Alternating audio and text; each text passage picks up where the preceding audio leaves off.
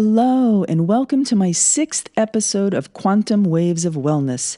This is Dr. Paula Apro, recording again from my happy place in Playa del Carmen, Mexico.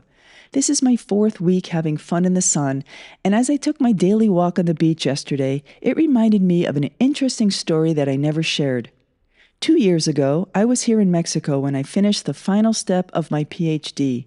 I completed and submitted my dissertation back in the U.S., but I defended my thesis shortly after arriving to Mexico. I will never forget the day that I received the email congratulating me on completing the program. The email addressed me as, "Congratulations, Dr. Apro." I just sat there, staring at those words endlessly. Dr. Apro. I did it. Finally. And I don't mean that getting my degree took me tons of years of work. What I do mean is that my father always wanted me to be a doctor, from before I could even walk or talk. It was his greatest dream for his daughter to be a doctor. He pushed me hard, and I ended up being labeled a gifted child in school. This just fueled his desire even more, because after all, if I didn't become a doctor, I wouldn't have reached my full potential, and what a waste of a life that would be. Or so he thought. Despite entering into college pre-med, for some reason, I lost my desire to pursue medicine when I was a freshman. I broke my father's heart, and I went on to pursue what my father must have considered a wasted potential career in marketing. So after all these years, I couldn't help but wonder what my father would have thought if he was alive today and see what I've accomplished. When I was finally able to stop looking at my new name and close that email, I took my first walk on the beach as a doctor. It was a little bit surreal. Did I feel different? Was I different? Yes, I went through a ton of work for that title, but was I really any different? I started to already feel like a fraud. My mind was racing endlessly, and I wasn't really aware of my surroundings.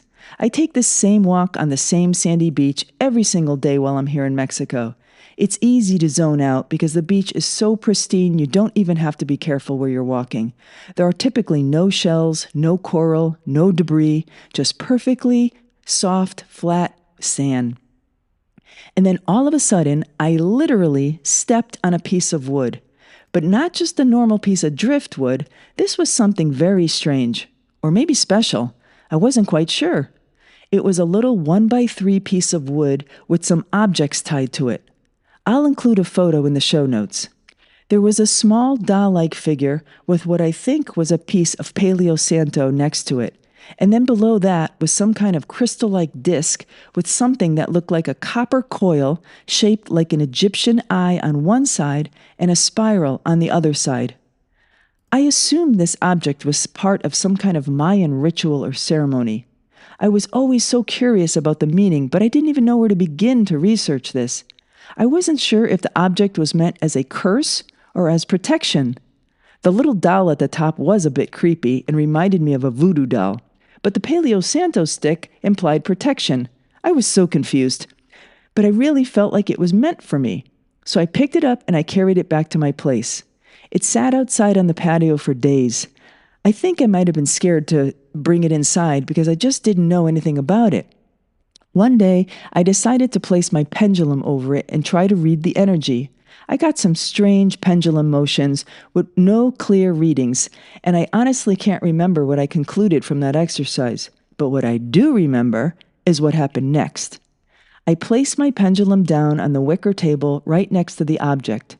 This particular pendulum was made of 7 layers of crystal, each crystal representing one of the chakra colors.